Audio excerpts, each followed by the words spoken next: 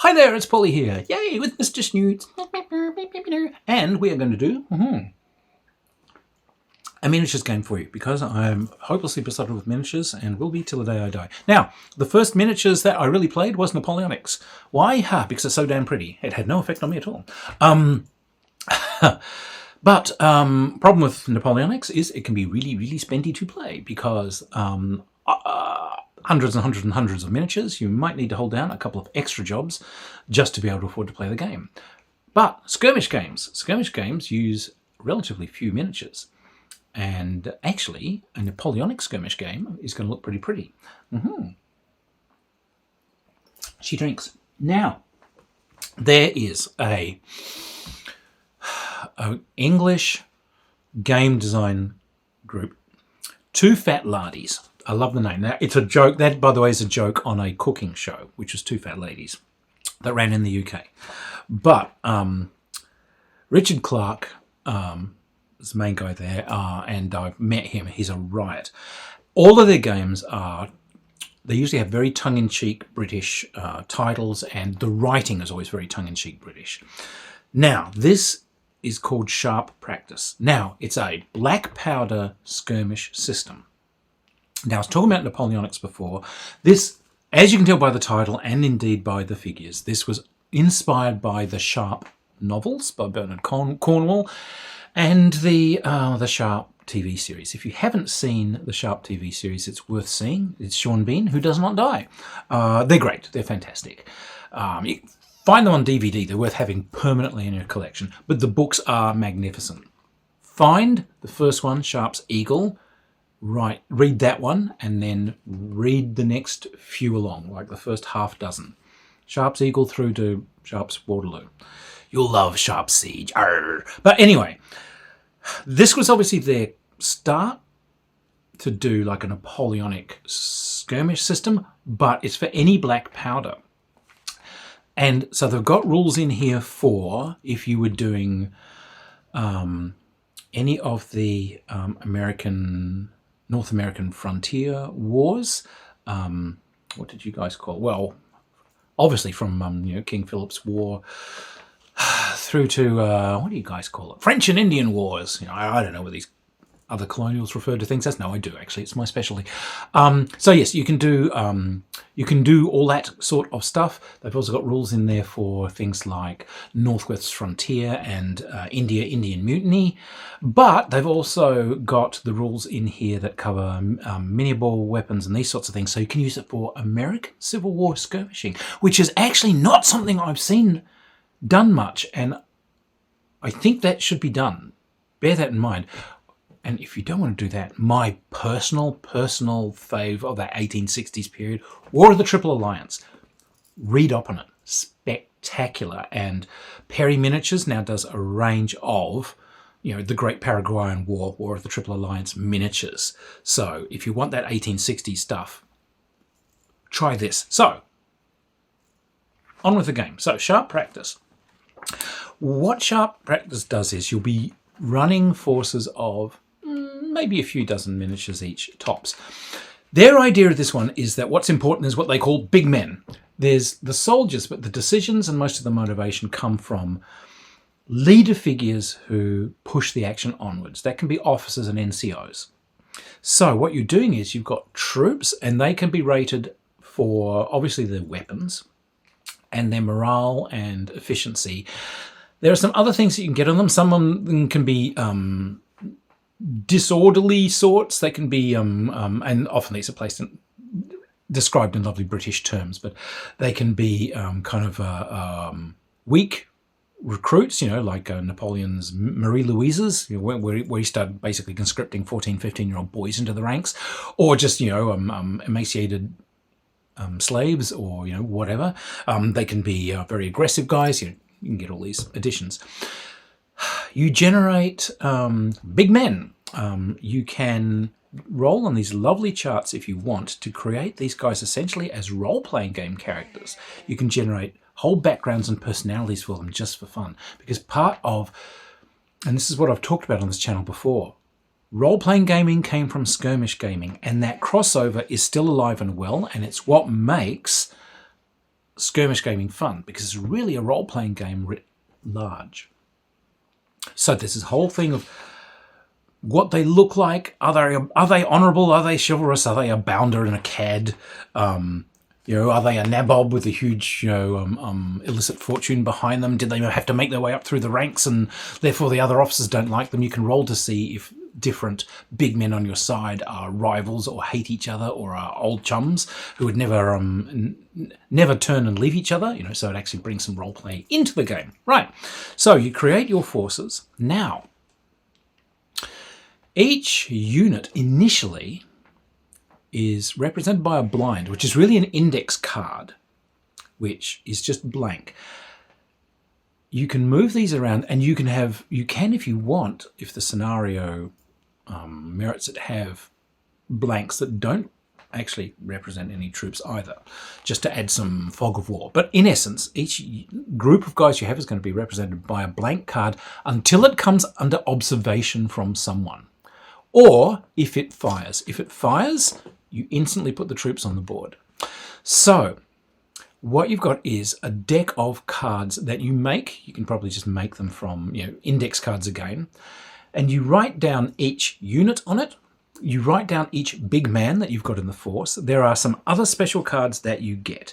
There is Grasp the Nettle, which is something that gives you gives a big man extra initiative. You can keep that and use it. And there are some general cards that can be used by the big men. Big men have an initiative number.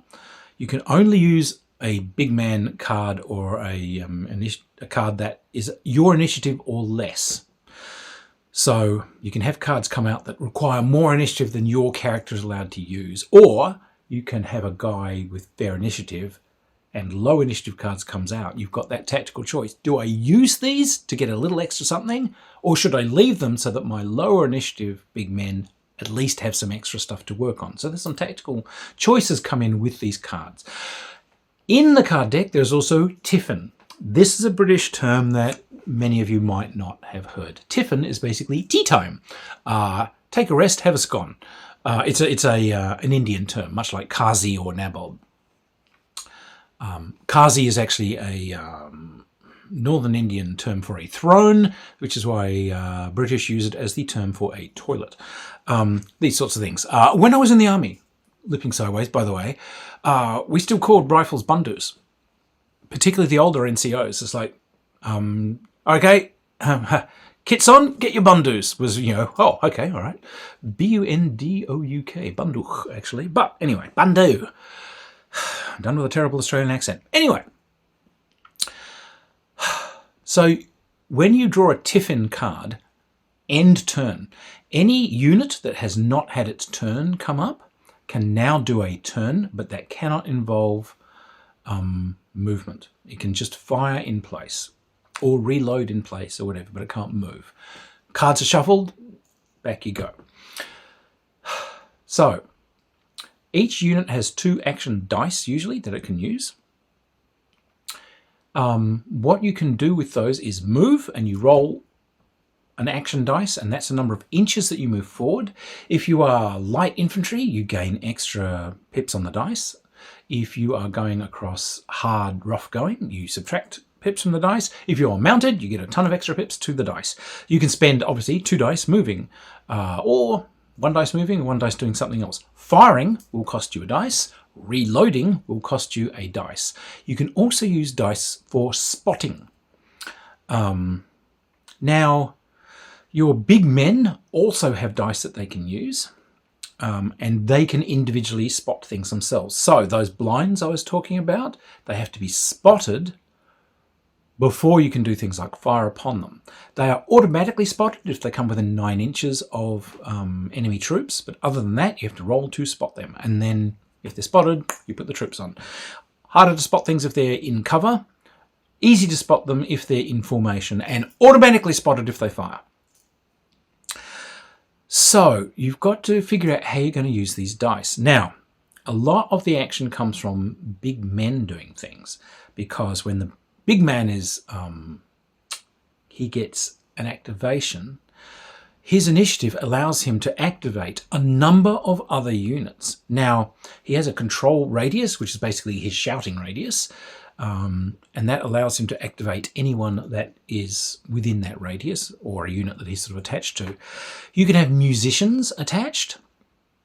So if he's got a bugler or someone with him, or a drummer, then he has an extra range at which he can transmit certain sorts of orders. Really just advance, retreat, fire. But he can't kind of tell you to do anything too complex. He's going to have to individually go over and micromanage if he wants you to do very complex things. He can also do individual actions.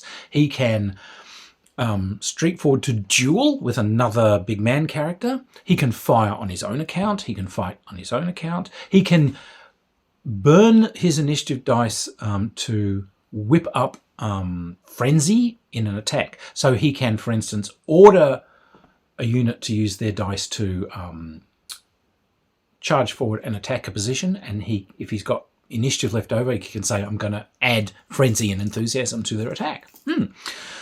So this resource management of these dice is the key to the game, plus the randomness of the card system. Everything might not get a full turn during the game, and different guys are going to be able to act at different times. So it's a nice uncertainty. That's the key. Weapons have different ranges and different efficiency bands. When you fire, you're rolling basically a d6 for each person firing.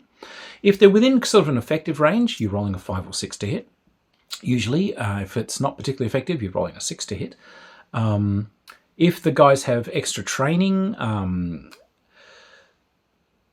if they're particularly efficient troops and so on, you'll get bonuses. If they've got big men with them, etc., they'll get extra dice that they roll. And if they're very difficult targets, like they're moving fast, or if they're in cover and so on, they will get dice subtracted from their roll. When you actually score those hits, those are not guys that are dead, which is a problem with some skirmish games. They're over too quickly. You roll a d6 to see what happens with each hit you're scored. Now, actually, only a 6 is a kill, which drops a guy and removes it. 5s are shock, which could be just disruption of the unit, could be guys being injured, could be the fact that the guy that killed is crawling around screaming for his mother, whatever. Shock is very important in this. A unit collects shock. Now, the amount of shock that you've taken subtracts from your movement. So if you fire a volley into, say, cavalry that are charging you, you might penalise their movement so they can't reach you, which is kind of neat.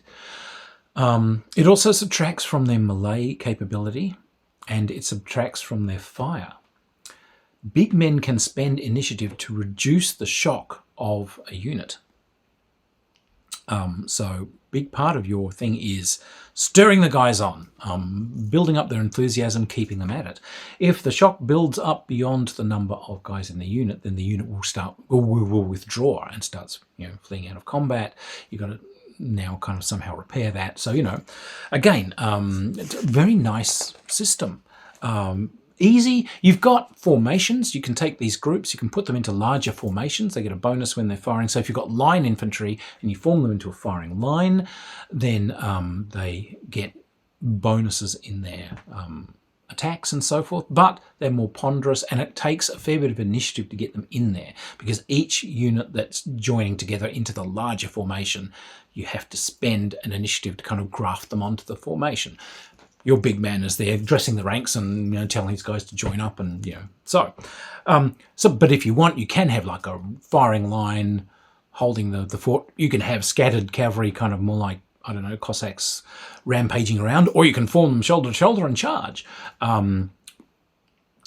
So infantry, light infantry guys often going to be fighting in pairs. You can make choices, like you can fire some of those skirmish things, because they're often in pairs where one guy's firing while one guy's reloading, so you can choose to only fire half of the unit each turn or whatever, because you've got to expend dice to fire and you've got to expend dice to reload, so you can have them firing by halves all the time, so there's not a moment where they're unloaded. You're always pattering out a little bit of fire, which means if someone charges at you, you can make an emergency shot at them as they run in. There's a whole system of kind of random events that you can throw in here as a suggestion. They've got random events that can come when you're rolling for firing. Maybe you want that, maybe you don't. You make the decision. These things are always described in hilarious, kind of very British terms. You get all kinds of nice little bonus cards that you might want to add into the deck if you feel that works for your game. Yes or no. These are things that might give bonuses to units or penalties to units or a random thing. These guys are running low on ammunition, so they're only going to fire at closer ranges now because they can't afford the shots to fire at longer ranges until a big man runs up and spends some initiative, or until a card comes up which says ammunition resupply or something. So, you can add these complications in. What else have we got here? Yeah, so they call Malay cavalry as fisticuffs. There's a difference. Lancers get a bonus in the first term versus other cavalry, but are penalised in longer fights. Different weight of cavalry works. But again, if you want to do this for American Civil War or something, you can. That's all in there. And for the French and Indian War sort of things, the special rules in here, the Indians are like light infantry. They move very quickly and they take cover very readily. They can't form the bigger formations and they won't stand. They get a negative against cavalry, but on the other hand, where they're fighting, you're not really going to get cavalry. There's rules for other tasks, because your scenarios might have you doing things like having to set a mine against a wall, hoist a petard, bust in doors, pick locks, open windows, move silently. They've got all of these things down here. There's a 2d6 system for those, how to do sneaky actions, coshing coshing sentries. Don't cosh your secretaries, that's wrong. Picking pockets, all these sorts of things. Affairs of the heart. If you're rescuing hostages or something, there's chances that, you may win the hearts of fair ladies, or you may discuss them, or they may be uncooperative hostages. Acts of daring do. You can have characters attempt to do weird, wild things, swinging on ropes or climbing walls or whatever. You're given little random rolls for how to do those. These are great. There's a whole section called Hello Thaler on naval stuff. Boats, ships firing on each other, getting on and off boats, boarding, how things sink, grappling, all this sort of stuff. These are great little rules. They really are. They bring in rules for strange and silly weapons. So if you want people armed with, Mr. Knox 7-barreled gun, they've got it in there. Blunderbusses, shotguns, fowling pieces, firing rockets. Foreign Johnnies. It could be said, with some justification, that our literary heroes are up against enemies that are, as a rule, less than kind. So here's a way of basically generating random evildoers if you're playing things. These rules play very well solo, by the way. That blind system and so on works really well. There's rules for balancing your forces, so you're not just pulling things out of a hat. You can get a certain number of, essentially, forces and so on. Some might give you 24 points. All right, well, if you want more elite guys, it'll cost you more big men, better big men will cost you. You can ask for extra cards for your troops, so you can balance both sides. There's a whole thing here, actually, I quite like. It's got almost nothing to do with the sodding game at all, not really, but it is a rundown on Napoleonic drill simplified, and it's actually very valuable historically. It shows you how the French and British systems were so different from, say, Austrian and Prussian, and what they did and how they changed, etc. It's actually an interesting look at essentially why French moved so quickly, and how British moved so quickly. They were very different from other groups, and then how Austrians would pack into these masses and shoulder to shoulder, and it's like, yeah, you guys can form a square if you want. We're just forming a giant rugby scrum. How about you? They've got a thing on different national characteristics that you can put in for different groups, Napoleonic French and Portuguese and Spain and all these sorts of things. And you can obviously make your own for things if you wanted to do, if you were very keen on doing stuff for American Civil War and so on, have at it. I've got full examples of play, which really clear up how the things work. And a nice system to back on umpiring. And this is where it does get back to that whole thing about that genesis of role-playing games being in skirmish gaming. Because it's saying that, yes, you can just set this up with two guys on the side, but these games shine when they're effectively done as a role-playing game with an umpire running them. You've just got two adversarial players instead of two cooperative players. Or you can have an umpire effectively running an opposition while you've got multiple players, each running their own group, coming into attack. You can do big scenarios like that. But in this case, this is where we do things that have got plot and story and characters in them, and you can have ongoing series of games that build up, and skills of characters increase as the games go on. So those personality roles and whether these characters hate each other or allied to each other starts to become quite important. Things like ongoing bad guys come in, and the umpire's now got secret things and special things that are happening, special opportunities. You can have hidden parts to the story that are uncovered as you play a game. So it goes way beyond just being a tabletop game. It becomes a role-playing game played out in miniature, there on the battlefield. And the idea is to use this to recreate great heroic literature, the Sharp books, those sorts of things. By the way, Bernard Cornwell did a American Civil War series. They were good. I was enjoying them. He just stopped doing them because he found more lucrative things. They are massively too kind to the South, those people, but they were a good look. And one thing I really liked was the way he brought evangelicalism through, because it's like, yeah, a lot of these Southern guys are definitely Southern evangelicals, and a lot of the Northern guys are Northern evangelicals. He brought the sort of the crazy godbotherer language into it really well. But his stuff is great. Look for Sharp's Eagle. You will find it online. You won't regret it if you haven't read it. Fantastic stuff. If you can, look for the Patrick O'Brien naval novels. They're wonderful.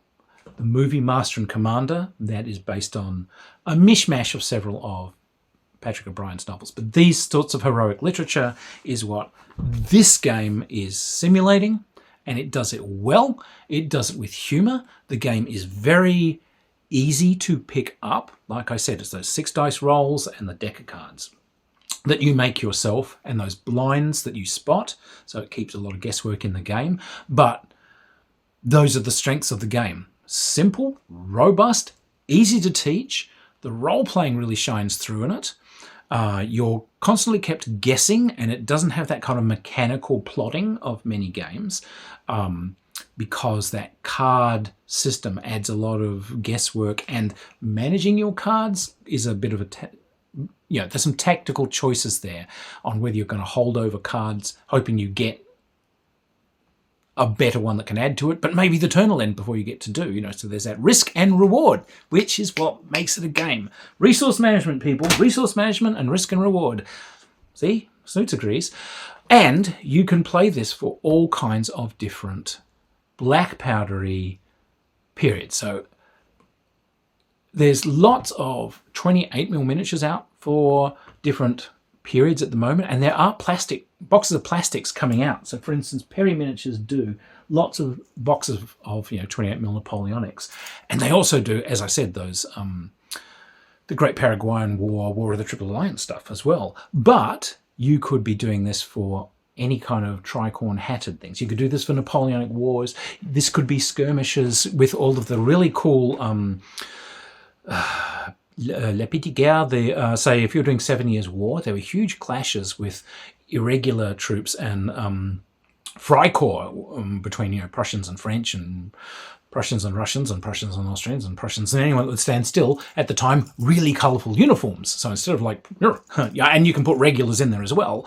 But in amongst it, you got guys in crazy ass uniforms, because these were often raised by individual noblemen who had their own cool ideas about what people could be wearing. So this can be quite bright and fun. You can do it, Turks battling Russians on the borders. King Philip's War, with Indians with two-handed clubs and muskets, fighting guys who are bafflingly kind of dressed vaguely English Civil Warsy. It can be the Indian frontier. It could be the what do we call it? The Indian Mutiny, or First War of National Independence. It's all in there to play, and at reasonable cost, and just that one set of rules covers so much. There's all these suggestions there for making it your own, and that's the thing I like. You can just dive in there and make this your own game. But it's a great set of rules. It's been around for a while. You'll find it on the Two Fat Lardies website, obviously links below. But anything that Two Fat Lardies do is worth looking at. I will do some more reviews. They have some great World War II rules. They have a great set of aerial rules. I just got to afford them. Bag the Hun. And again, all done in this sort of very British style. But, you know, I think my American viewers will be able to translate. And Richard's just a great guy. The writing style in these is just always just overflowing with humour, which is great to see. And that's a very traditional, old school miniatures gaming thing.